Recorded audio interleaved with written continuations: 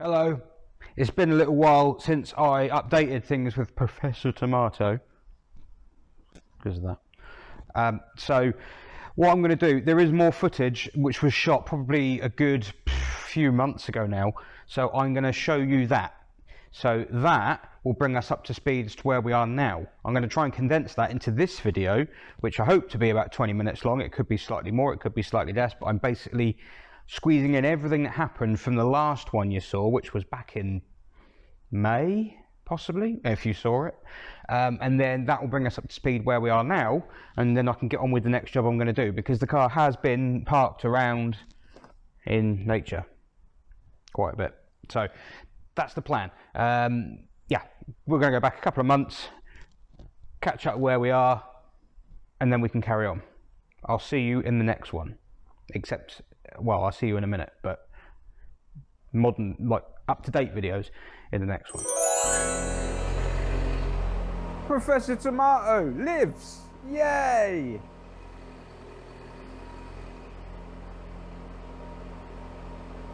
What now? Oh no, I'm going to turn it off for a sec. I shall show you around what I've done, and then explain why this is not a good day. Of course it can't be a good day. It can't be positive on this channel.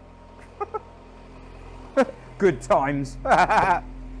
So, Professor Tomato runs very nicely. That is good. Very smooth. The exhaust sounds bang on. It pretty much exactly like it should. This is good. Professor Tomato is going back together and coming off the ramp. So is Professor Tomato finished? No. No. So following on from, I can't even remember what the last video I did was. The more this has gone on, the more fraught it's got, and the more I've kind of, I don't know, when I'm editing, I'm like, oh, hang on, I haven't filmed that. Oh, did I film that? It's a mess. This has turned into a much bigger saga than it was meant to. What's happened? I'll explain. So I've done a lot of work, which I know some people in the comments go, you're not doing work, you're just waffling. No. I've done a lot of work. A lot of it's in here, some of it's there, the exhaust, etc. But I'm not putting it back together fully. I'm going to put it back together enough to get it off the ramp and get it out of my life for a bit. Now you're wondering, what are you on about?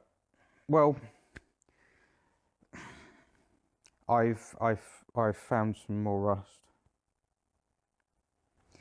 at the back, above the axle. You've got to take the back axle off to do it. Chassis rails. Mr. M doesn't know at the moment. I have not told him. I will have told him by the time this goes out. He won't be finding out through this video.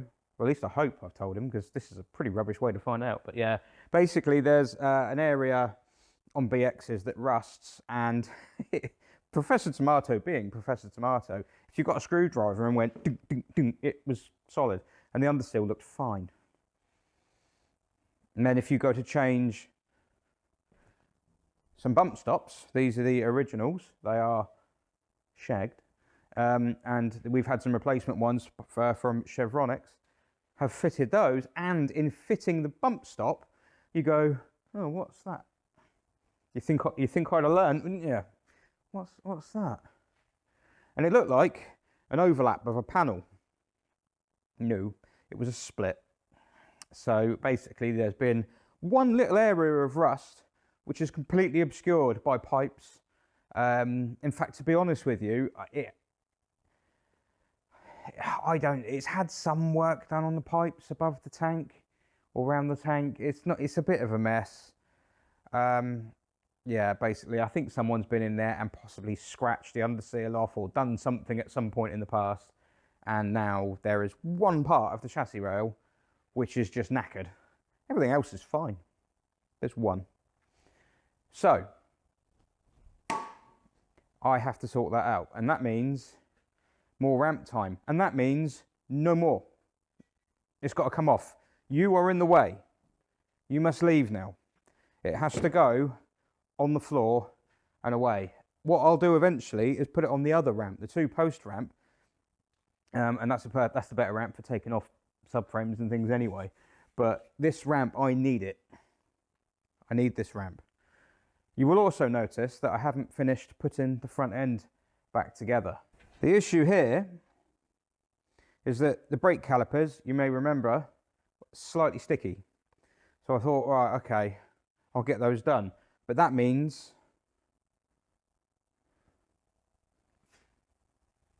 no brakes. So I've got to put the car back together and get it running and get the hydraulics bled in and put it back down. But do not touch the brake pedal. That will make a hell of a mess. So, yeah, basically I'm going to use the old brake disc as a spacer, because obviously the wheel will sit too far in otherwise because of the thickness of the brake disc will be missing. And I haven't put the new gaiters on because this part here, this strut, let's bring you in. So yeah, we have the whole upright situation. Nothing is done up tight, so none of the ball joints are popped in. This will come back out. It's easier to put this in and then remove it again to get the car off the ramp than it is to make some sort of trolley that goes underneath it. So the sphere and everything is back in. There's no caliper. The handbrake cable is a bit sad. I mean, it works, but it's not looking great. So I've got hiccups. That can be changed, but we haven't got one, and you have to get the right part. You have to get the right spec for that. A lot of the aftermarket ones don't fit properly. So yeah, brake calipers, handbrake cables, rust. Yeah, there's a fair bit to do. I need to get it off the ramp. I need my ramp back. So the engine runs, as you've heard. It runs nicely. The new exhaust is fitted. It isn't fully fitted, although it kind of could be, to be honest. So it's much better in many ways, but yeah, it's no, it needs to come off. It's just it's taking up too much time on the ramp. It's blocking other work, and also I'm having to keep working on it non-stop. And then Mr. M, who thought I'd be doing it in between things, and have it as a kind of hospital job, he's getting billed every month for it because I'm like having to just smash through it. That makes it a bit more scary. So yeah. We need to get it off.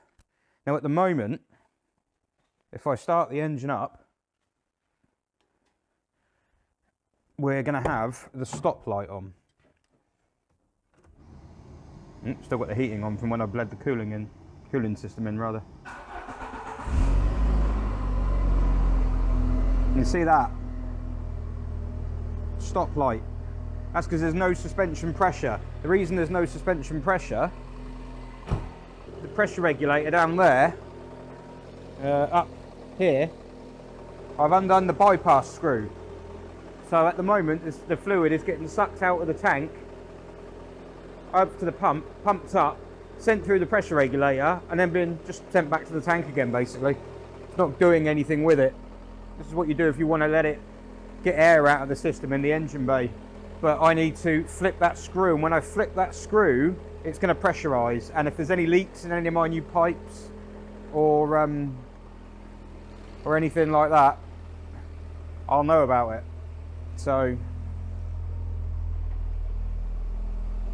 also, I had it running before. This exhaust, my God, it stinks. It's got a coating on it or something. It was absolutely, there's blue smoke everywhere in it. You would have thought this engine was knackered, but it was coming out of the exhaust and off of the exhaust. So, right. So, I think I'm going to need to pressurise the hydraulics, make sure there's no leaks, and then put the wheels on. What could go wrong? Oh, it's got very noisy here. So the pressure screw, 12mm spanner. You won't even be able to see it, I don't expect. Oh, maybe. It is. It's easier from below, but I'm an idiot. There we go.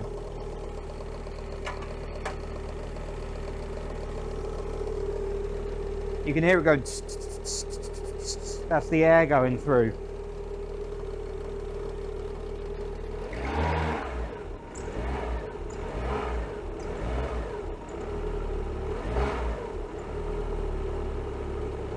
Right. So now the stop light should be out. Indeed it is. This is good. It means we have pressure. Is the suspension in high? No. When I do this, this is when it's going to leak, if it's going to.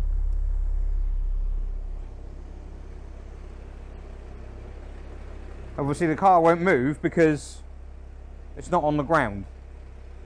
But what I'm hoping is that it'll still try and extend itself. If you see any green puddles coming out the bottom, shout. Or petrol, that would be bad as well. Oh, there's the strut.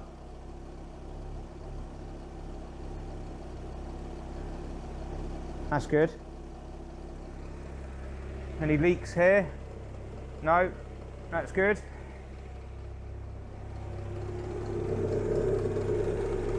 Oh, that pump's working hard. We've got a little tiny bit of damp there, but my new pipe. That's all right. If it was leaking, we'd know about it.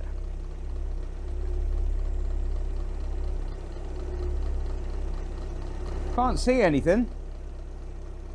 Right. What I think I might do is try putting the back end back on the ground, and the suspension should, in theory, be locked up solid now. It should be at fully extended. So we'll see if it works.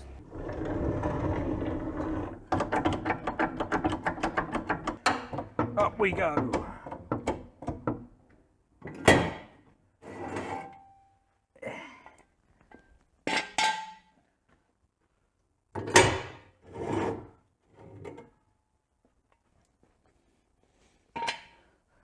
Now, when this comes back down, it should remain high up.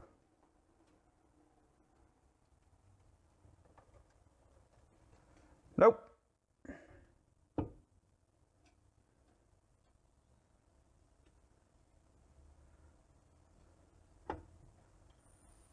Kind of. And that, ladies and gentlemen, is why you have to put it on high before you jack it up. Right, so on the front I've put the brake discs, which you can see. Obviously I'm going to have to be very, very careful because A, there's something dripping out here. What the hell is that? What's leaking there? Yeah, I've done that. But that means I've got no brakes. So I've got to move this thing about, if it has to be moved about, and it has no brakes. No handbrake, no foot brake. So the key thing really is to not move it around. Also, I've lost my cup of tea and I'm really unhappy about that. I had to microwave it, it had gone cold. Now I think I'm going to burn my face. Ow. Yeah, going to put the front wheels back on and then push this thing off the ramp because I don't want it on there anymore. It's upsetting me. So yeah, it can come off and get off basically. And then that gives us more time to source parts that it needs, like handbrake cables, and also gives me more time to mentally prepare for all the other stuff that needs doing on it. But although it's a killer, it's actually given me a little bit of hope, because when it started, it sounds really sweet, really sweet. It's just exhaust not puffy at all. It's a really sweet sounding engine. Apart from one or two areas, it's pretty good. Not in all the areas, obviously, but bit of blind faith, seeing as you can't see the holes where the wheel bolts go. Yeah, I'm really good at that. Call it intuition, or call it a fluke. I've got a green puddle. Oh good, the height corrector has started leaking for no reason at all. I haven't even touched the height corrector. I literally haven't touched the height corrector. All I did was disconnect this linkage on the bottom. It's... You...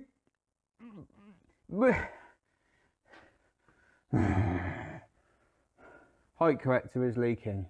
I swear to God, this thing's cursed. No, look.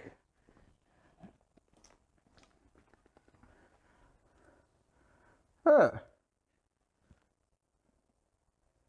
Why?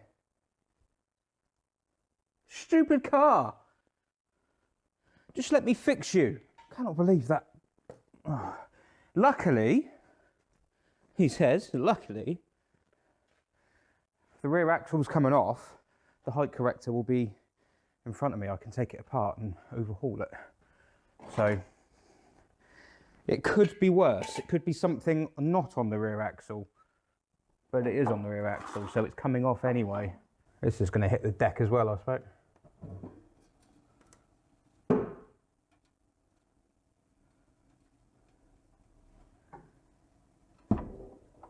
Yeah.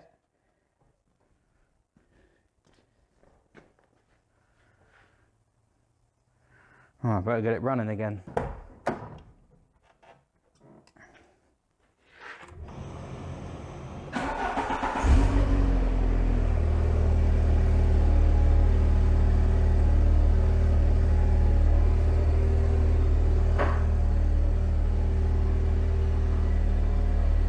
There you go.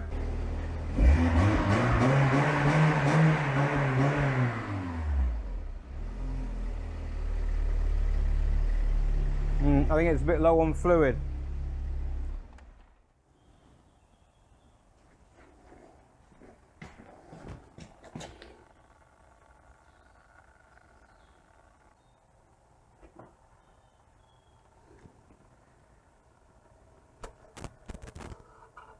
It's good this, isn't it?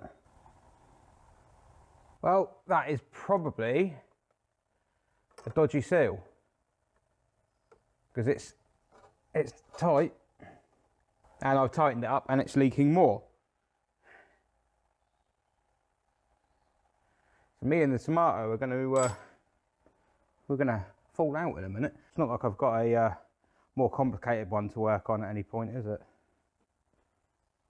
Yeah, so that's the union that's leaking out, which is the union I took off annoyingly, so it must be, yeah, I'll put it back together. It obviously didn't seal properly. Although I think I reused the old seal on that one, so maybe that's me being cheap. But I have a new seal, which you can't see because it's probably really dark. Oh, it's not too bad. So I'll put that in there and try again.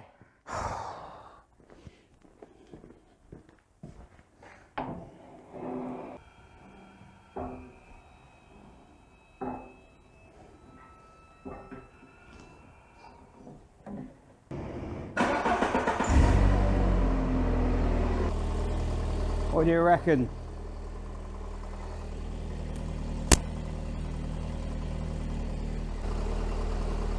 Oh, for God's sake!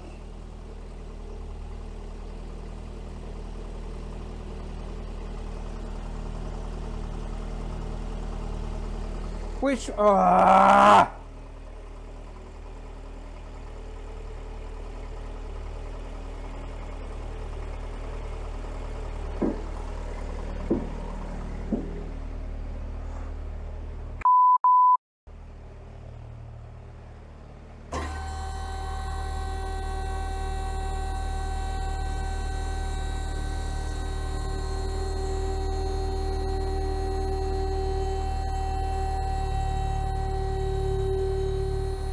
Oh good, it's really going for it now, isn't it?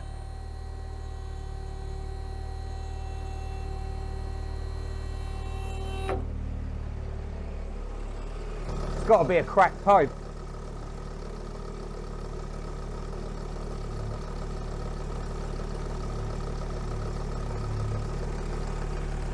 Oh, it's running off my light. Oh no.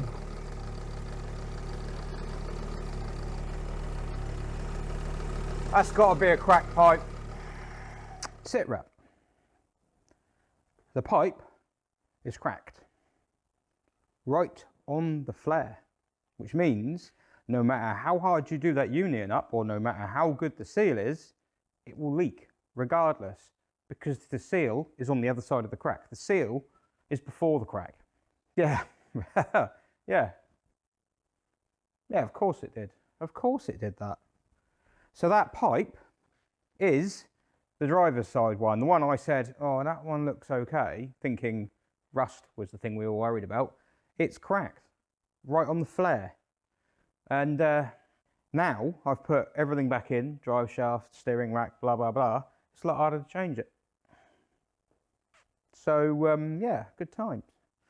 I mean, honestly, I don't want to badmouth it, because James, he's a lovely fella. He really is. And he's very understanding, very patient, very enthusiastic.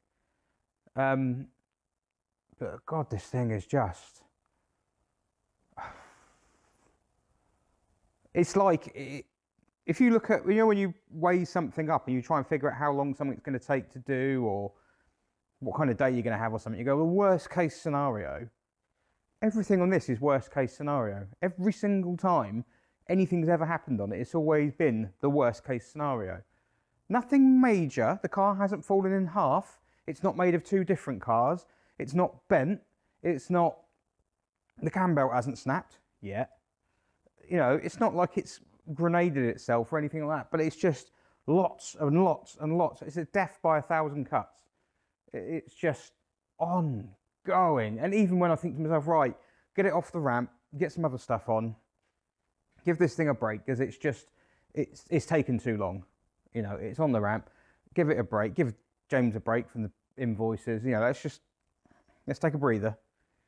You know, because the work that's been done needed doing, and much of it is good. And then the annoying thing is that none of the things that are really good, things like all the new joints and bushes and exhaust and everything, you can't really enjoy that in here. That's what you enjoy out on the road. And it can't go on the road because it's not ready. So, yeah, it's just, it doesn't give anything back, this thing. It takes, gives you nothing back. So it better be amazing when it's done. Honestly, it better be amazing when it's done. He's got to aim for the top now to make this worthwhile. It's got to be like the best BX 16 valve in the country, because nothing else after all this effort is acceptable. And now I'm thinking to myself, like, you know, people have said in the comments, everyone in the comments, oh, you should have done this, oh, you should have done, yeah, oh, you should have done. Well, do you run a garage? Maybe when you restore your own car and film it and put it out there for the world to see, you can show me what I did wrong. But just sitting there writing the comments, nah, not helpful. And some of the comments like, oh, you should have just taken the whole thing apart. Well, that's a lot more work. That is a hell of a lot more work. A nut and bolt job. Yeah, it does need a nut and bolt job. It needs loads of stuff doing. But that's like ridiculous amount of hours. It's way more than I've spent. It's just the stress. And they don't normally bite you this hard. They don't. This one is particularly testing at the moment. And yeah, so I'm going to go home. And I'm going to have to come in tomorrow on a Saturday and change that pipe. I'm going to have to make a new pipe. And then feed it through this tiny gap, which means it won't be all neat and everything like I like them. It'll just have to be what it'll be to make it work. But, oh... This was supposed to be a quick video to go, we're going to have an interval, we're going to have a break. Up the tomato goes, oh, it runs great, it sounds nice, brilliant. Let's get it out of here, throw a sponge over it, and then just say, right, have a little break. Move on to something else. That's a good thing to do. If you're ever getting burnout on a job, put it down, move on to something else. It's good for the mind. I couldn't just move on to something else because it's been stuck on this ramp and it's my fault. I should not have put it on this ramp. I shouldn't have started it and gone into it the way I did, because there is always that risk that something like this happens and it just snowballs. I've done a lot of BXs. I never thought this would snowball like this. Has really caught me by surprise. But yeah, I think it needs to come off. So I'm gonna have to do that pipe, get it running, take it off the ramp and park it. And then as long as Mr. M is content with that, we'll come back to it another time. I shall pick this up then. Right now, I'm going to go and bang my head against that wall.